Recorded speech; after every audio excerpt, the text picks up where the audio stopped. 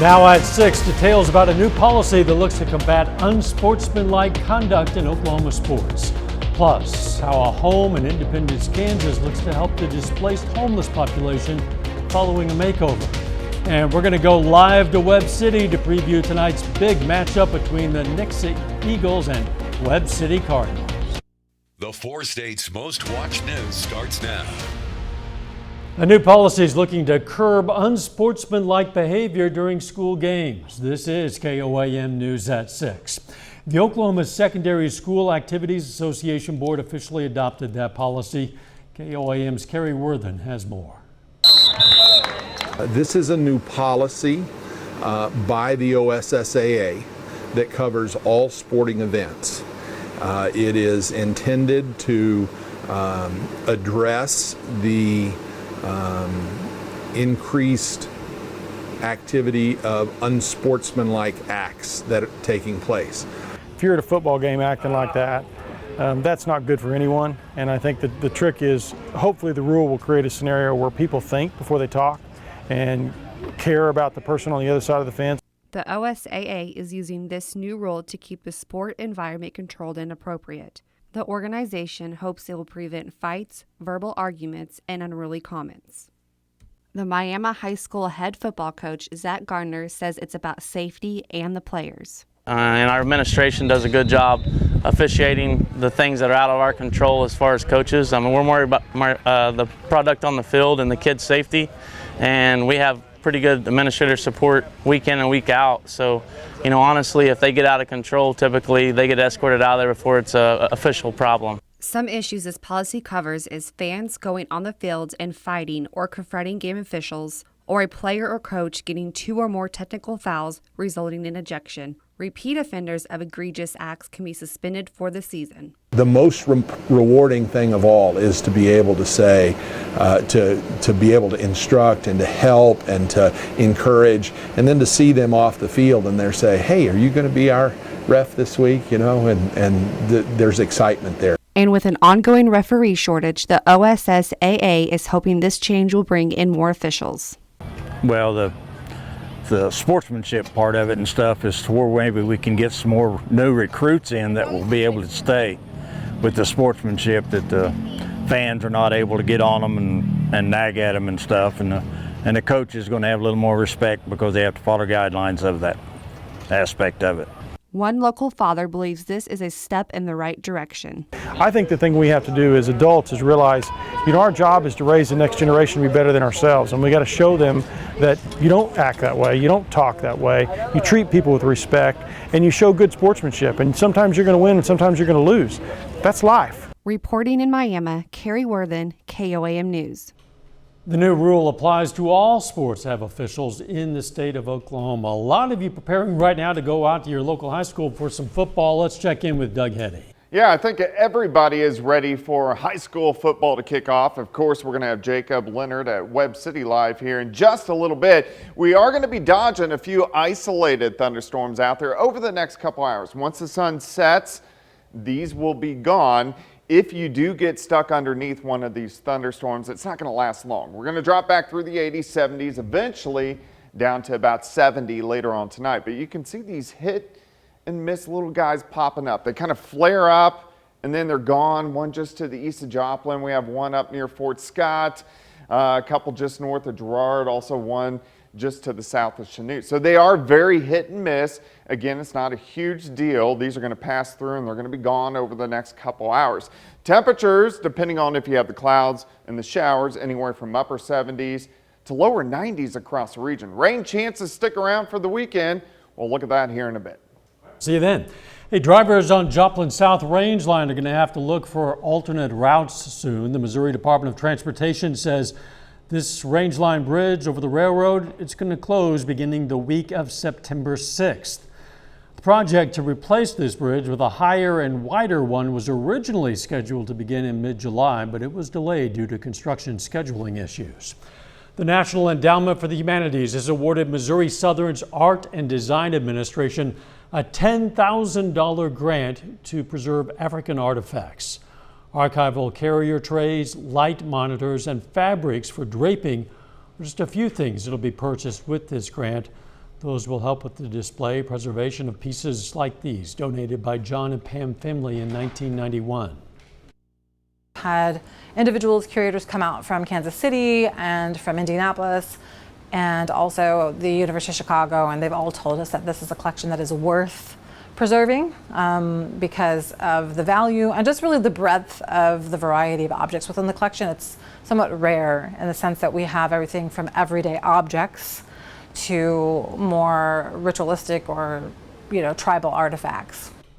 The African art collection can be viewed by appointment only.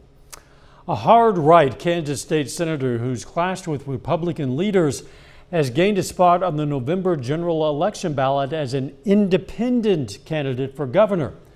The Kansas Secretary of State's office announced that Senator Dennis Pyle of Hiawatha had turned in more than the 5,000 required petition signatures to gain a spot on the November 8th ballot.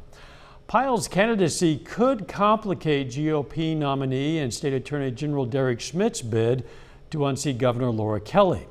Some Democrats hope Pyle and Schmidt will split conservative Republican votes just enough for Kelly to win a second four-year term. Humane societies throughout the states are helping take care of 4,000 beagles that were rescued from a pharmaceutical breeding lab in Virginia. Southeast Kansas Humane Society recently received 8 beagles. Jasmine Kyle, the director of the Humane Society, says these beagles were not tested on, but they were used for breeding more dogs for testing. The beagles have a number tattooed on the inner side of their ears for breeders to identify them. And they're really, honestly, in the last quarter of them finally being up for adoption. We thought it would take much longer, but their socialization is way over the top of our bar, and we couldn't be prouder of them. Jasmine Kyle says they're going to have their first beagle for adoption soon, and they'll post the date and time on their website next week. Some cute little critters. Coming up, how a home in Independence, Kansas looks to help the displaced homeless population following a makeover. Plus, how concert ticket scams are affecting consumers ahead of a Garth Brooks concert in Branson. The Department of Economic Development has awarded more than $17 million to 40 communities for improvement projects, and among those communities, the DED awarded Carterville with $500,000. The funds will look to construct a new asphalt surface as part of street improvements.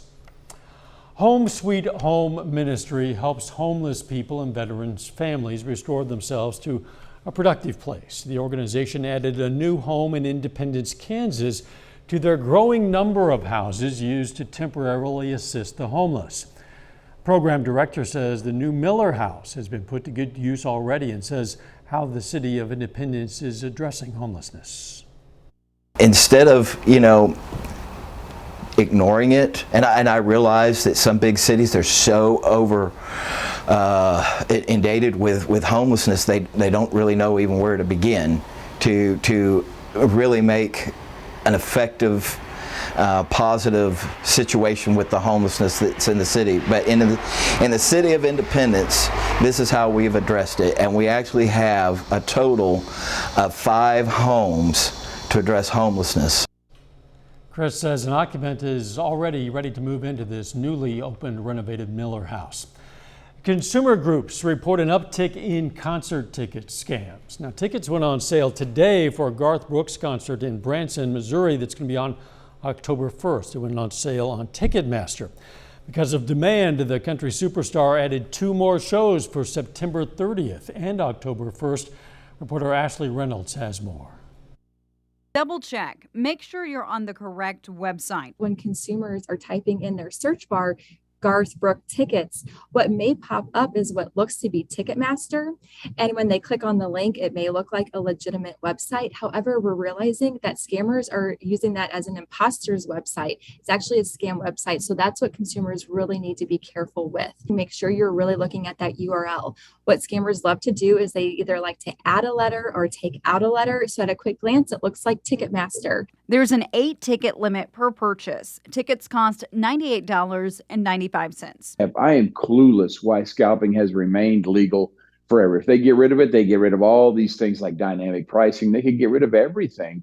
And then it would get back to the artist And the people that allow that person to be an artist get to see each other at reasonable prices, get to spend the night together, and everything would be great. So I think the only thing I can suggest, I like capital punishment actually for scalping. I don't think it's too severe. And I think if you get a couple of those done, then I think the message will get around.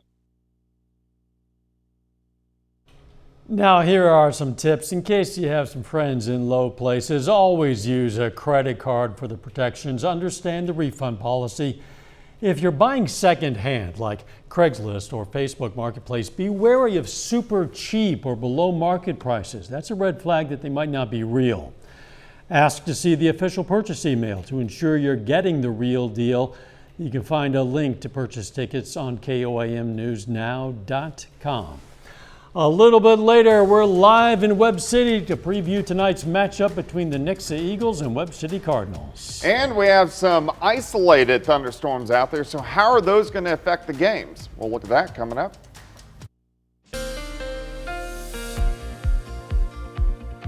Well, it turned out to be another hot one for us today, but it's August. We're supposed to be in the 90s for highs, and we've had a few pop-up little thunderstorms over the past couple hours. We're looking at our Lander Chevrolet Tower Cam. This is on the southeast side of the city, so we're looking at I-44. This is going eastbound and westbound. Traffic looking pretty good, but look at this. Look at the cumulonimbus clouds popping up, giving us some isolated thunderstorms. These are very hit and miss. 80% of you are going to stay dry during the evening hours, but if you get stuck underneath one of these, it's going to rain pretty good for about 10 to 15 minutes, and then it will pass along. But look at the little guys popping up, and we need the rain. They kind of flare up, and then they're gone. And once we lose the heating of the day, once the sun gets close to setting, all these are going to be gone. But let's go ahead, zoom in. We have one guy right on top of Webb City, which of course we're going to have Jacob Leonard here in about 7 or 8 minutes, which is going to be live. This guy is now pushed to the east. So here's I-49, I-44, so a pretty good cluster just to the northeast of Diamond, which has quite a bit of lightning in it. So these are strong. They're not severe, but just strong little guys. Here's Fort Scott, right on the southwest side of the town. We have this other shower and thunderstorm. Also, a few additional ones just to the north of Girard, and then just north of Erie, scattered showers and thunderstorms. Let's go a little bit farther toward the west. Here's Chanute, a little guy on the southwest side, just south of Yates Center, and then just south of Fredonia and Neodesha. We have a few more guys that are popping up. So these are very hit and miss. Again, these are going to die down over the next hour or two, but we need the rain. Look at our drought tracker. Still a severe drought, especially along the Kansas-Oklahoma state line. So any rain we can get, we will take. Of course, we don't want it to interfere with any outdoor activities. So temperatures all over the place with some hit and miss showers, upper 70s to lower 90s, depending on where you live. Thankfully, the humidity is not too high. It's creeped up a little bit. Dew points are sitting into the mid 60s. So that makes it feel a little bit on the sticky side as we go through the evening hours. 7th in range line, 79. Humidity is at 66%. Through the evening hours, we drop back through the 70s, eventually right around 70 later on tonight. But we do have this weak wave on top of us, and this is going to give us some hit and miss thunderstorms again as we go through the weekend. Very similar to what we're having now. It's not very widespread, but at least we're going to have some popping up. So let's go into Saturday afternoon. Hit and miss little thunderstorms once again tomorrow afternoon, especially along and north of I-44. As we go into Sunday morning, a little line will try to get in here. So I think Sunday morning we have a little better chance to get more widespread showers and thunderstorms, even though the entire weekend is going to be hit and miss. So if you do have outdoor activities over the weekend, don't cancel them, because these will be so hit and miss and they won't last long. 94s over the weekend into early next week. Best chance for rain is going to be late Sunday, Sunday night into Monday morning, and we need the rain. We need the rain everywhere and plenty of it, except maybe on tonight's high school football games. We need them to go around. We need a little stadiums. window. Yeah. Thanks, Doug. Still ahead, this is the opening week of the regular season for Missouri high school football. The Webb City Cardinals open the season with a big one tonight against Nixa. We're going to go live to Cardinal Stadium to hear from head coach John Roderick next.